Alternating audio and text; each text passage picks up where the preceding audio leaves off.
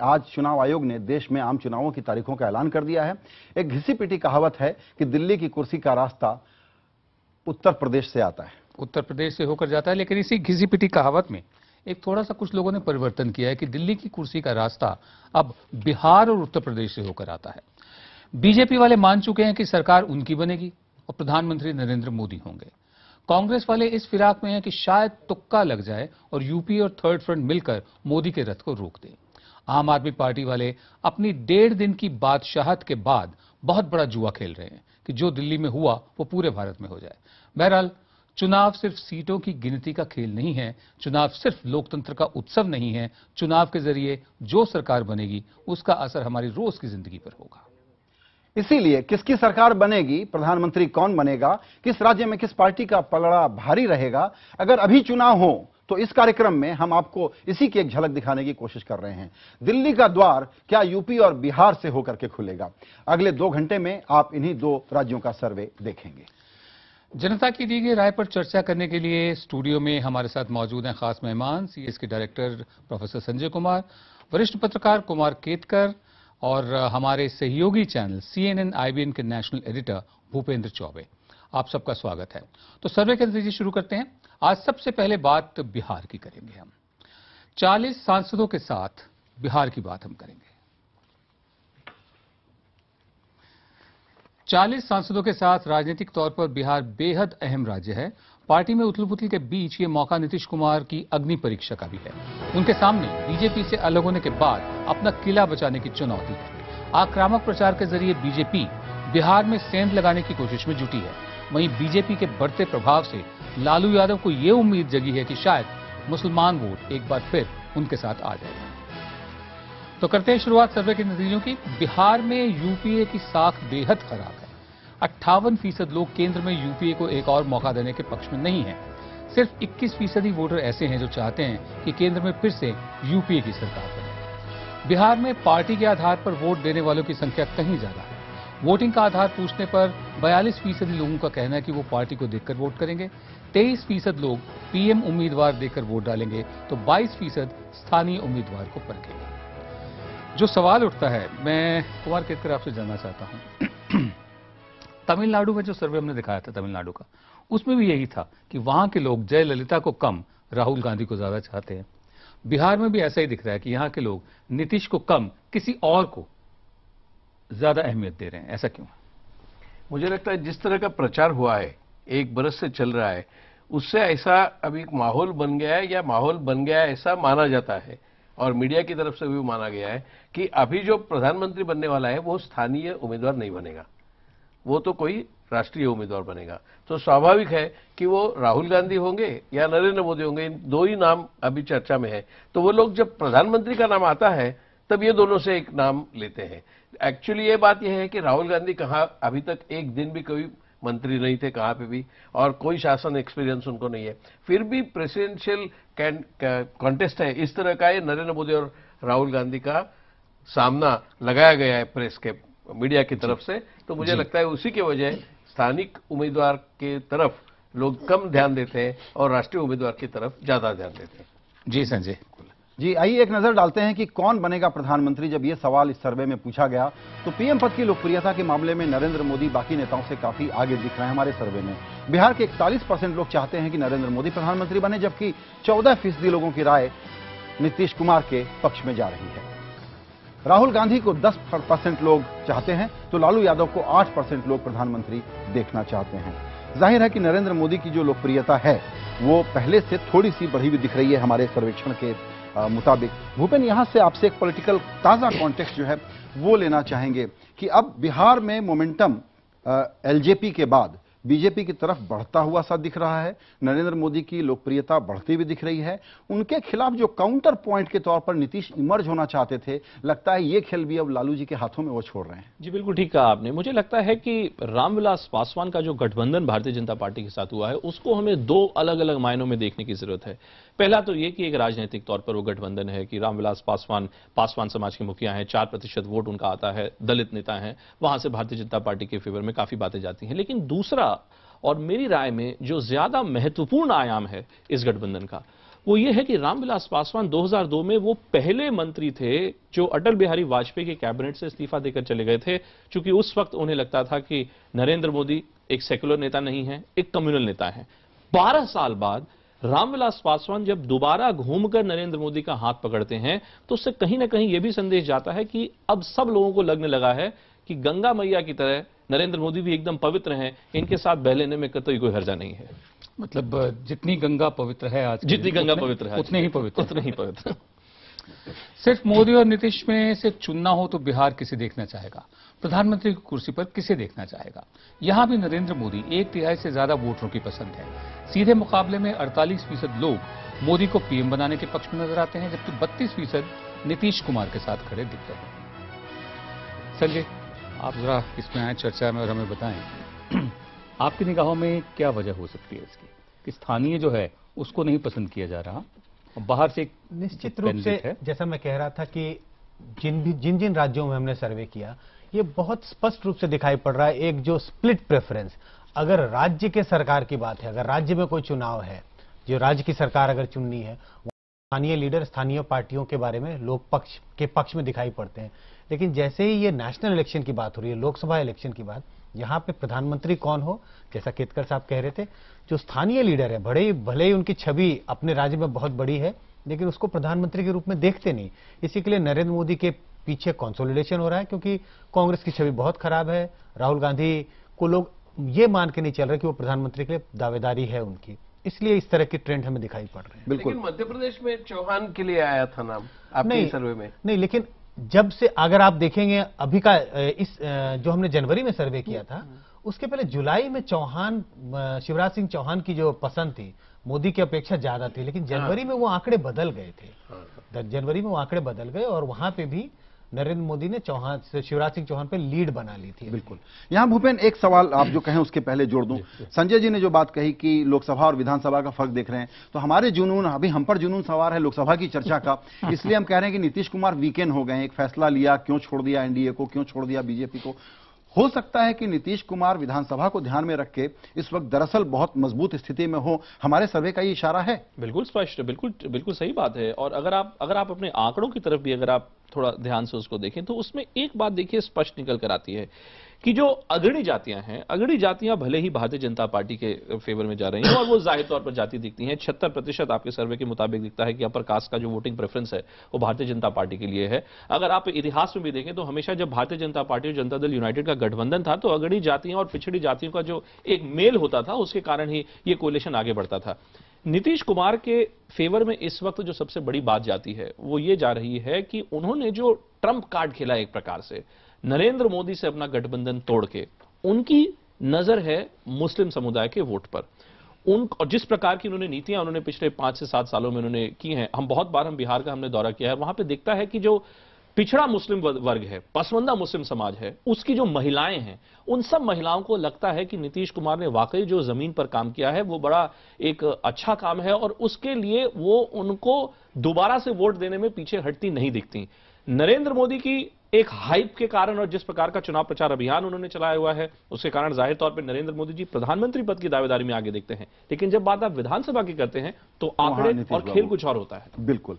यहां एक आंकड़े का जिक्र कुमार केतकर साहब आपके पास लेके आऊंगा।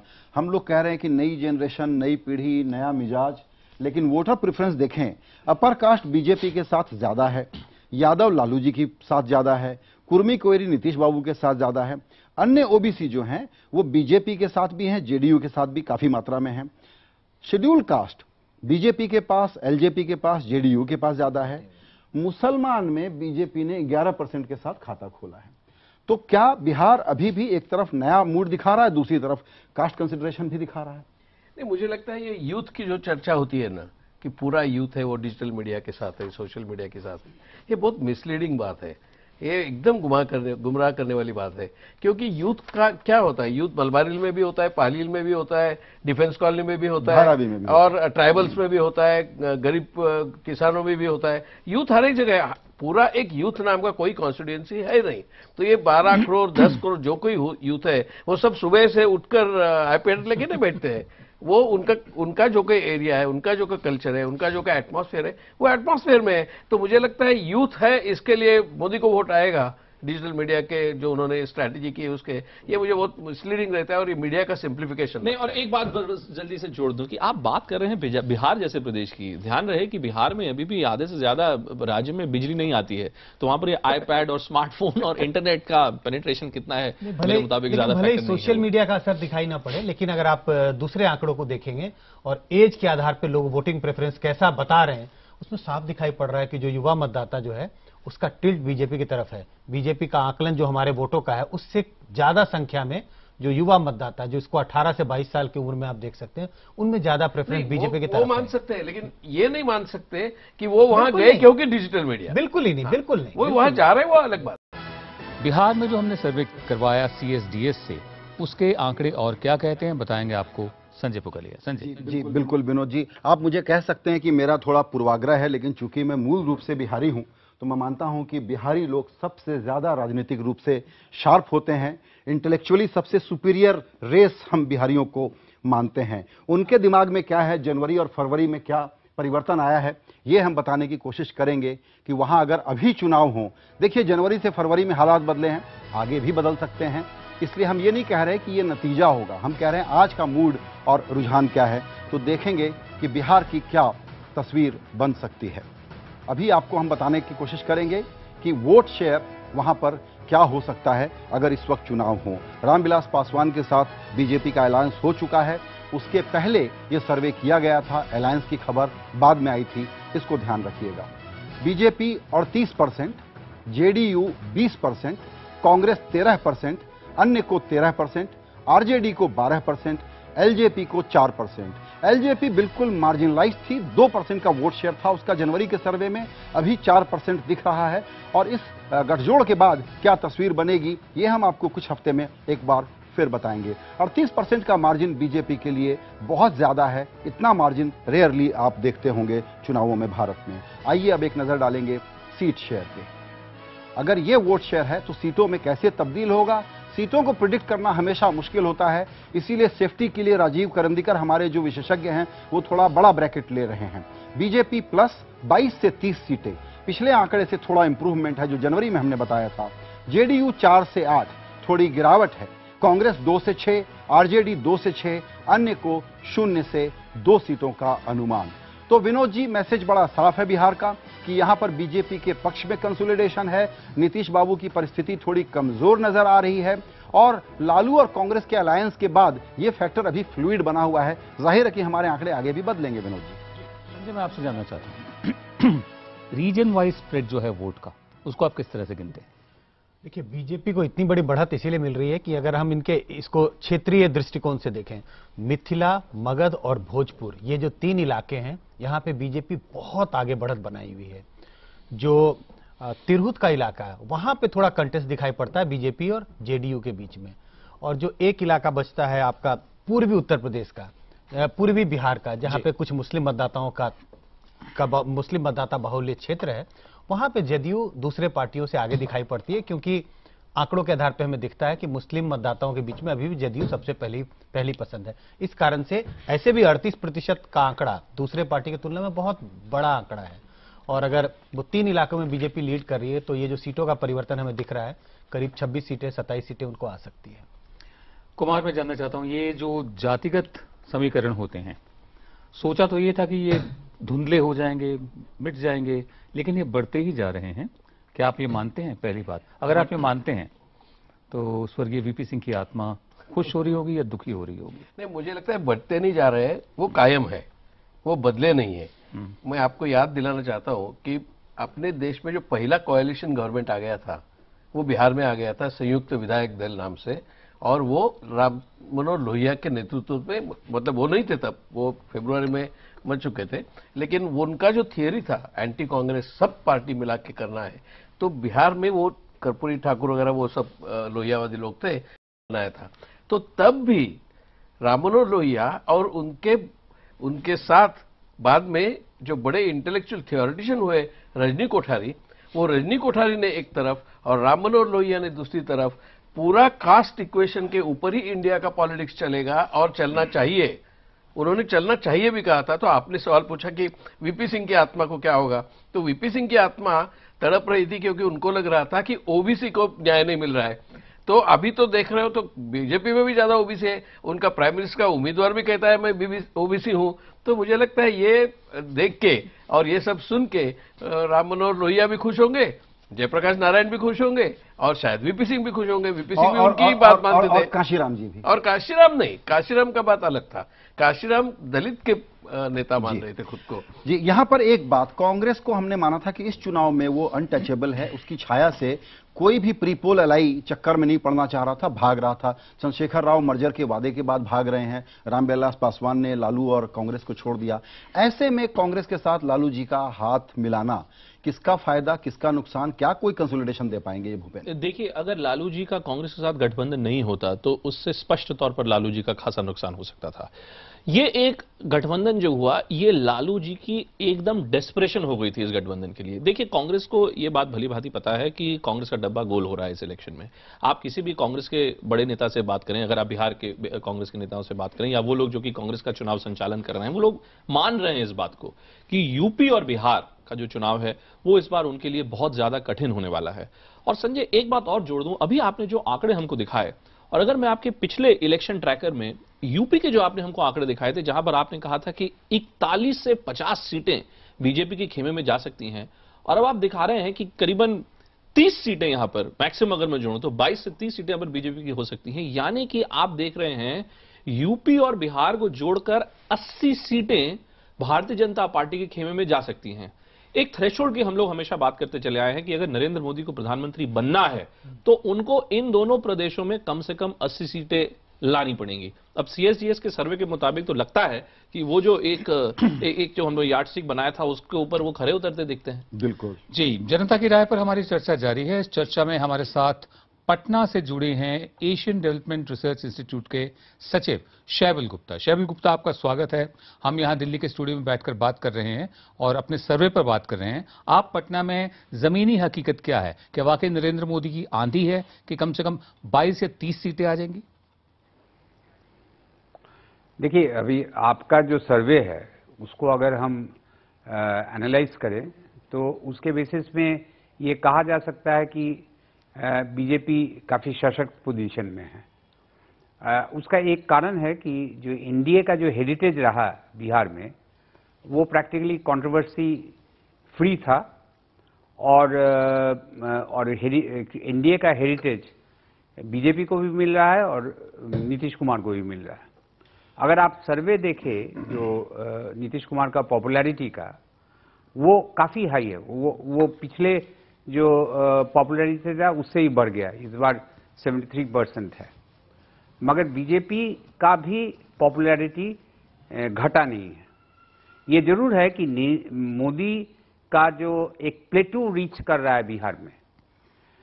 अभी जो भी सर्वे हुआ है, अभी जो वर्तमान जो पॉलिटिकल कॉन्फ़िगरेशंस हो रहा था या हो रहा है या हो गया, इनफैक्ट जैसे आरजेडी का कांग्रेस के साथ अलायंस, या ये सर्वे हुआ था जब एलजेपी और बीजेपी के अलायंस के पहले का, इस परिप्रेक्ष्य में क्या इमर्ज करेगा वो देखना होगा, नंबर 1। नंबर 2 पॉइंट कि टिल जनवरी तक नीतीश कुमार एंटी कांग्रेस स्टैंड बहुत सशक्त ढंग से नहीं लिए थे।